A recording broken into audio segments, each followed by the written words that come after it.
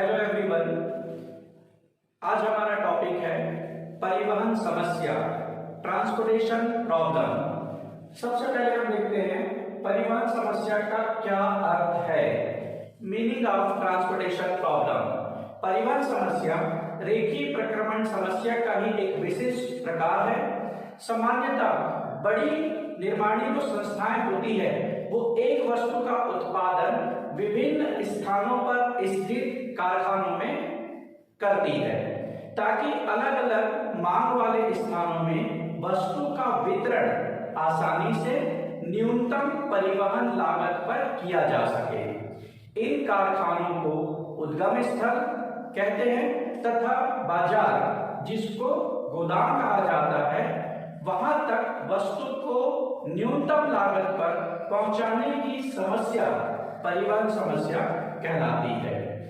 परिवहन समस्या को यातायात समस्या अथवा वितरण की समस्या भी कहते हैं। ठीक है, चलिए अब देखते हैं परिवहन समस्या के प्रकार, टाइप्स ऑफ ट्रांसपोर्टेशन प्रॉब्लम।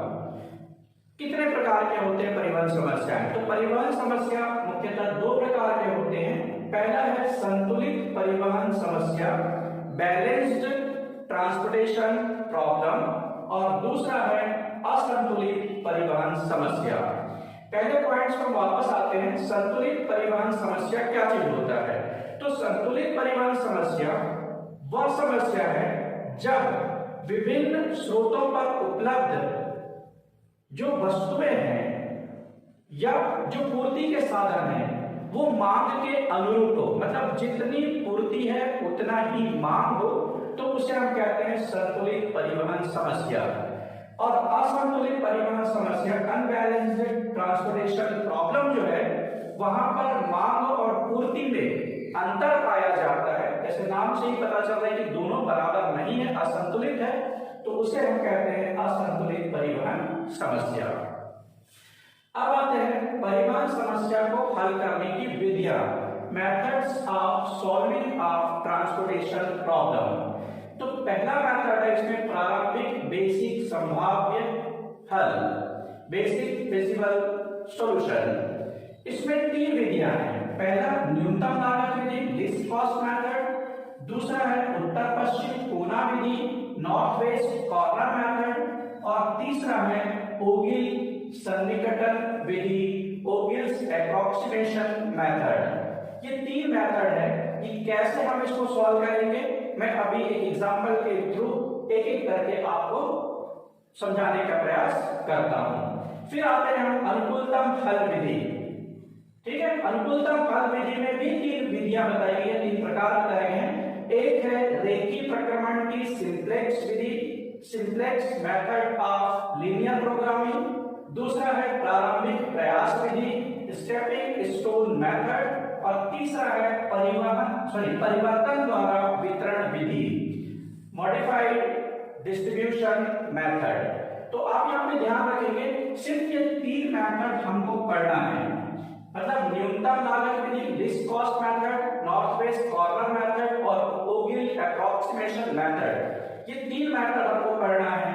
हमको अनुकूलतम हल विधि नहीं पढ़ना है और ना ही हमको असंतुलित परिवहन समस्या को ध्यान में रखना है। ये हमारे बीकॉम के सिलेबस में नहीं है, इसको ध्यान में नहीं रखना है। तो सिर्फ क्या पढ़ना है? संतुलित हो जहां पर, यानी कि मांग और पूर्ति बराबर हो, जिस क्वेश्चन में ऐसे क्वेश्चन को सॉल्व करने हैं। और इसके अंतर्गत ये तीन विधियां आपको बताई गई है, ये तीनों विधि से आपको क्वेश्चन को हल करने हैं। तो आइए हम एग्जांपल के थ्रू इन तीन मेथड्स को, न्यूनतम लागत विधि, उत्तर पश्चिम कोना विधि और ओगिल सन्निकटन विधि को समझने का प्रयास करते हैं।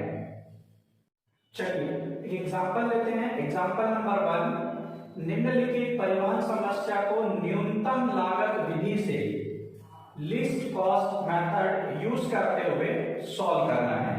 क्वेश्चन को पहले आप समझ जाइए, फिर सॉल्व करेंगे।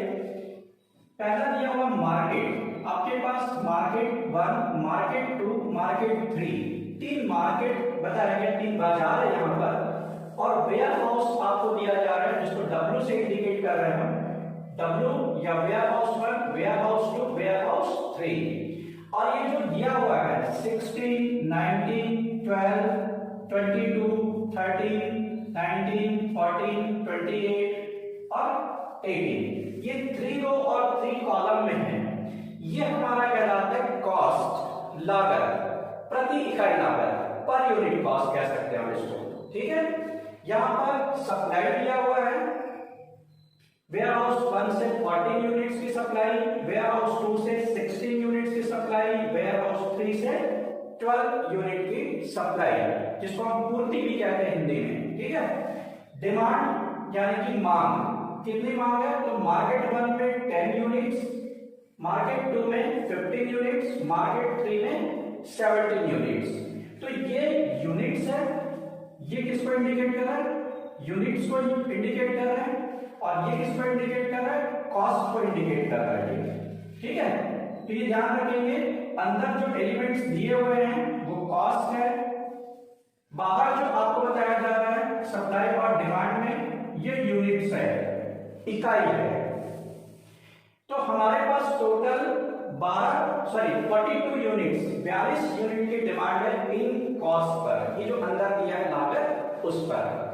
अब प्रश्नों को हल करना है, तो जैसे आपको बताया जा रहा है न्यूनतम लागत विधि, लीस्ट कॉस्ट मेथड। तो लीस्ट कॉस्ट, इसमें सबसे कम लागत कौन सा है ये देखना है आपको। चलिए सॉल्व करते हैं। सबसे कम लागत, मिनिमम कॉस्ट कौन सा है या लीस्ट कॉस्ट कौन सा है वो देखेंगे। तो आपके पास 9 एलिमेंट्स है यहाँ पे, और आपको याद होगा जिस समय आव्यूह, मैट्रिक्स या सारणिक डिटरमिनेंट्स आप पढ़ते हैं, तो ये C11 कहलाता है, फर्स्ट रो फर्स्ट कॉलम, ये C12 कहलाता है, फर्स्ट रो सेकंड कॉलम, ये C13 कहलाएगा, फर्स्ट रो थर्ड कॉलम। यहां पर अगर आते हैं तो ये हो गया C33, third row third column. तो ये इस तरह से ही आपका एलिमेंट्स है जो दिया हुआ है। चलिए सॉल्व करते हैं। सॉल्यूशन में हम देखेंगे सबसे कम वैल्यू, ये 9 एलिमेंट्स में जो कॉस्ट है हमारा पर यूनिट कॉस्ट, इसमें कौन सा कम है? तो हमारे पास क्या आ रहा है सबसे कम? 8 कहां पर आ रहा है? तो यहां पर हम लिखेंगे मिनिमम वैल्यू जो कहां पर है? C33। आप ध्यान देंगे C33 third row third column, ये थर्ड रो है और ये थर्ड कॉलम है। तो नंबर किसकी बात हो रही है? 8 की। तो C33 इज इक्वल टू 8, ये 8 है हमारे पास। अब यहां से हम चलते हैं आगे, तो डिमांड और सप्लाई की ओर।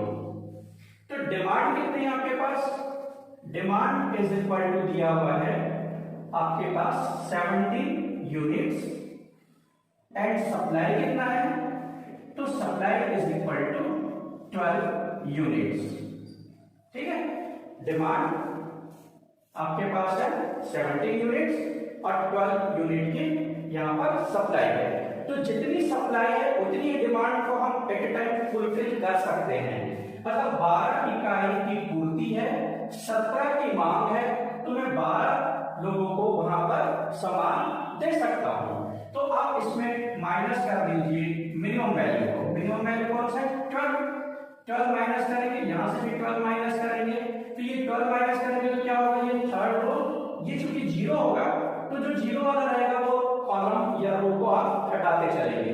तो यहाँ पर ये रो जो है चूंकि ये फुलफिल हो गया, इसका जो सप्लाई था वो हमने कंप्लीट कर दिया, तो ये 0 हो जाएगा ये मार्केट। ठीक है, तो अब नया जो बनेगा मार्केट, एक टेबल बनाते हैं हम यहाँ पर, और ये टेबल कैसे बनेगा तो आप ध्यान देंगे। टेबल पुराने वाले टेबल लगभग कॉपी होगा, लेकिन कुछ चीजों को हटाते हुए, क्योंकि ये वाला कॉलम 12 में 12 माइनस करूंगा तो क्या होगा? 0 हो जाएगा। यहाँ 17 में 12 माइनस करूंगा तो कितना बचेगा? 5 बैलेंस बचेगा। मतलब मुझे 5 जो डिमांड है वो अभी भी बाकी है, उसको पूर्ति करना है। तो मेरे पास मार्केट तीनों अभी बचा हुआ है, M1, M2, M3 मेरे पास है। सप्लाई रहेगा, इधर वेयर हाउस 1 आ जाएगा, वेयर हाउस 2 आ जाएगा, क्योंकि थर्ड हमारा कंप्लीट कंप्लीट हो गया। अब जो नंबर्स उसको कॉपी कर दीजिए 16, 22, 19, 13, 12 और 19। यहाँ पर 14 यूनिट्स है, यहाँ पर 16 यूनिट्स है, टोटल आ गया 30 यूनिट्स। यहाँ पर हमारा 10 यूनिट्स है, डिमांड ये आ गया, डिमांड में 10 यूनिट्स और 15 यूनिट्स और यहाँ पर 5 यूनिट्स। आप देखेंगे 14 plus 16 is equal to 30, 10 plus 15 25 plus 5 is equal to 30। Clear हो गया यहाँ तक? चलिए अब चलते हैं नेक्स्ट स्टेप पे से। अब ये जो हमारे पास 9 एलिमेंट से 6 एलिमेंट्स आ गए अंदर, अब इसमें हम मिनिमम वैल्यू देखेंगे फिर से।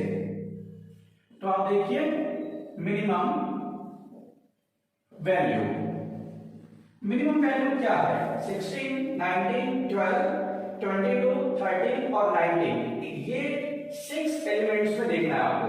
तो आपके पास क्या आ रहा है? 12 कहां पर है एक्चुअली में?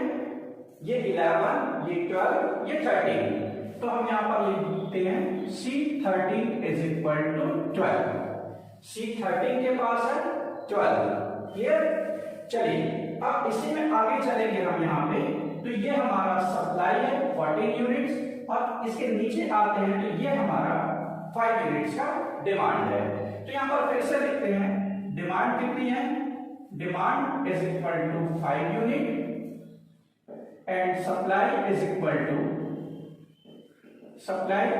टू कितना आ रहा है? ये 14 यूनिट्स। देखो 14 इकाई मार्केट में हम बेच सकते हैं, लेकिन मांग कितने इकाई की है? 5 इकाई की। तो 14 इकाई हम बेच सकते हैं, लेकिन मांग है 5 इकाई की, तो 5 लोग ही खरीदेंगे उसको, बाकी सामान हमारे पास रहेगा। ठीक, वैसा समझिए, आप जल्दी समझ में आएगा। तो 14 में से हम 5 की पूर्ति करें तो हमारे पास बचेगा कितना? 9 यूनिट्स, और 5 हमने दे दिया तो क्या बचेगा? 0। क्लियर? तो हमने पूरा क्या किया? अगर मैं पहले वाले स्टेप में देखूं तो मैंने पूरा क्या किया? मेरे पास एक मिनिमम वैल्यू था और मैंने 12 यूनिट को कंप्लीट किया था। और अभी मैं क्या कर रहा हूं? अभी मैं इस स्टेप में 5 यूनिट मैंने दिया है और कितना मिनिमम वैल्यू था?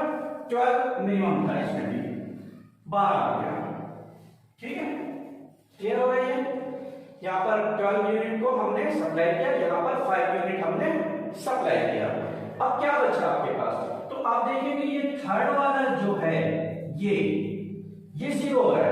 तो 0 है तो क्या करेंगे? नेक्स्ट स्टेप में ये कॉलम हटा देंगे। तो हमारे पास क्या बचा?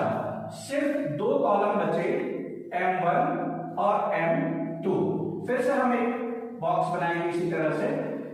तो M1, M2 हमारे पास बचा, वेयर हाउस 1, वेयर हाउस 2 बचा है। ये दोनों को हम लिखते चलेंगे। ये 2 चीज बचा आपके पास, 16, 19 फर्स्ट रो में, सेकंड रो में 22 एंड 13 ये बच गया आपके पास। ये कंप्लीट हो गया। 10 और 15 डिमांड्स है, डिमांड 10 और 15 टोटल 25, 10 प्लस 15 25। सप्लाई देखते हैं हम। सप्लाई पहले वाले में 9 यूनिट बचा, सेकंड वाले में 16 यूनिट। तो 9 प्लस 16 इज इक्वल टू 25। ठीक है, ये आप देखेंगे इसमें ये संतुलित विधि है। जितना मांग आपको यहाँ पर बताया जा रहा है उतना ही पूर्ति दिया है। ठीक है, चलिए आगे चलते हैं इसमें। अब यहाँ पर फिर से मिनिमम वैल्यू देखते हैं। ये तब तक करना है आपको जब तक कि कंप्लीट ना हो जाए। मिनिमम वैल्यू, ठीक, 16 आपके पास, 19 है आपके पास, 22 है आपके पास, 13 है आपके पास। तो मिनिमम वैल्यू कौन सा है? सबसे कम लागत या सबसे कम वैल्यू वाला चीज वो है 13, जो कहां पर आ रहा है? C22 पे। तो C22 second row second column में है 13, सेकंड रो सेकंड कॉलम ये आ रहा है 13। ठीक है, चलिए 13 आ गया, हमने 13 को लिया यहाँ पे ये। अब इसमें डिमांड और सप्लाई देखेंगे। तो डिमांड यहां पर है 15 यूनिट एंड सप्लाई है 16 यूनिट। ठीक है, 16 इकाई की पूर्ति हम कर सकते हैं, जबकि मांग करने वाला या खरीदने वालों की संख्या है 15।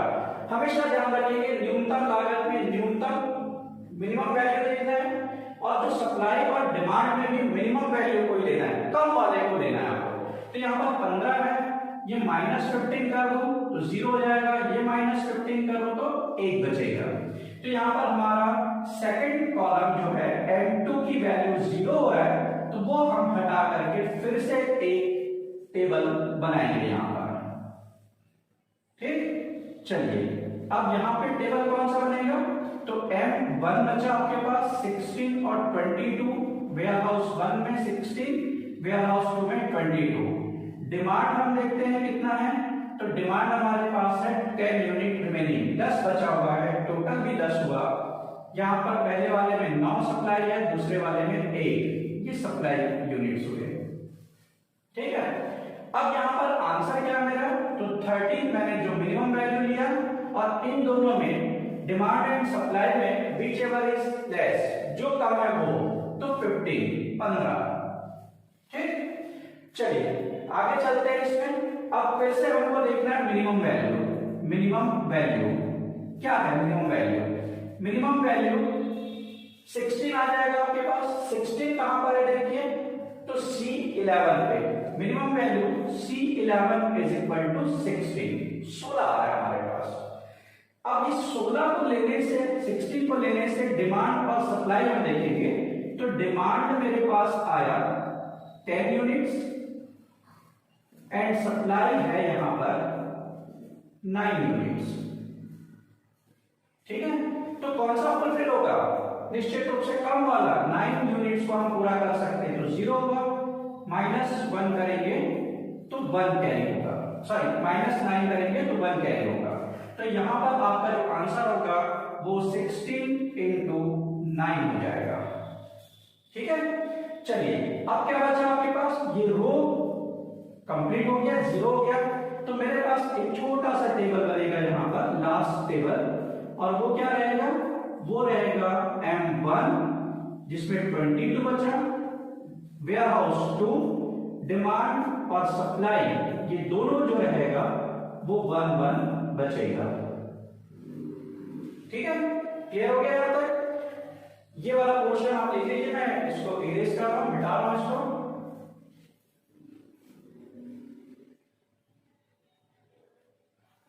चलिए अब यहां पर हम लेते हैं आगे के स्टेप को। अब 22 है, तो मिनिमम वैल्यू 22 कहां पर आ रहा है, ये है 22, यानी कि C21 second row first column is equal to 22। Demand and supply दोनों कितनी है, 1 यूनिट, तो हमारा आंसर 22 इंटू 1 होगा। ठीक है, 22 इंटू 1 कैसे, तो 22 ये लिया हमने, और 1 यूनिट की डिमांड और 1 यूनिट की ये सप्लाई है, तो 22 इंटू 1। जैसे ही आपका ये पूरा डिमांड और सप्लाई फुलफिल होगा, बराबर हो जाएगा, 0 आ जाएगा, तो फिर आप क्या करेंगे, आप आंसर को देखेंगे। तो पहला आंसर हमारे पास था 8 इंटू 12, जो हमने यहाँ पे ब्रैकेट्स में लिखा था 8 इंटू 12। दूसरा आंसर हमारे पास है 5 इंटू 12, प्लस कर दीजिए 5 इंटू 12। तीसरा हमारे पास है 13 into 15, 13 into 15, plus next number है 16 इंटू 9। ठीक है, 16 इंटू 9, और लास्ट नंबर है मेरे पास प्लस 22 इंटू 1, 22 इंटू 1। क्लियर, चलिए अब इसको मल्टीप्लाई करते हैं। 8 इंटू 12 कितना होगा, 8 इंटू 12 96।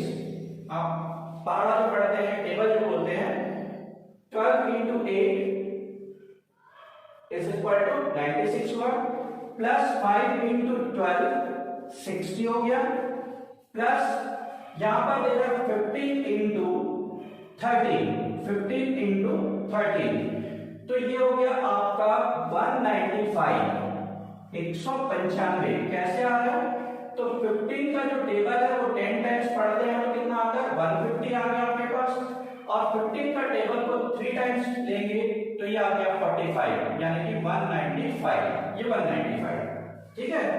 फिर इसके बाद 16 इंटू 9, 16 के टेबल को 9 टाइम्स लेंगे तो 16 के टेबल में 160 आ गया, माइनस 16 कर दीजिए तो 451, यानी कि 144 ये आ गया। आप कैलकुलेटर से भी कैलकुलेट कर सकते हैं, 22 इंटू 1 इज इक्वल टू 22। चलिए कैलकुलेटर से प्लस कर लीजिए इसको, और इसका आंसर आएगा 517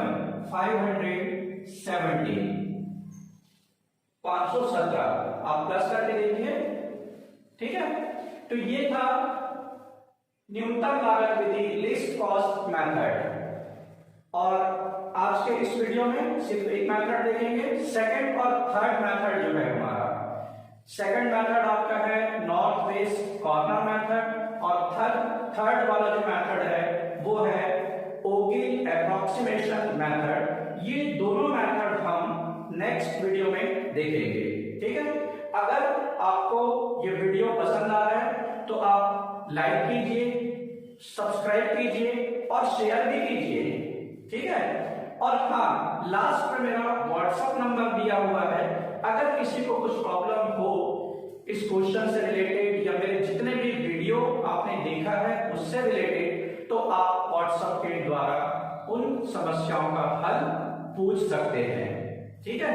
आज के लिए इतना काफी है, नेक्स्ट वीडियो में हम देखेंगे सेकंड और थर्ड मेथड को। Okay, thank you.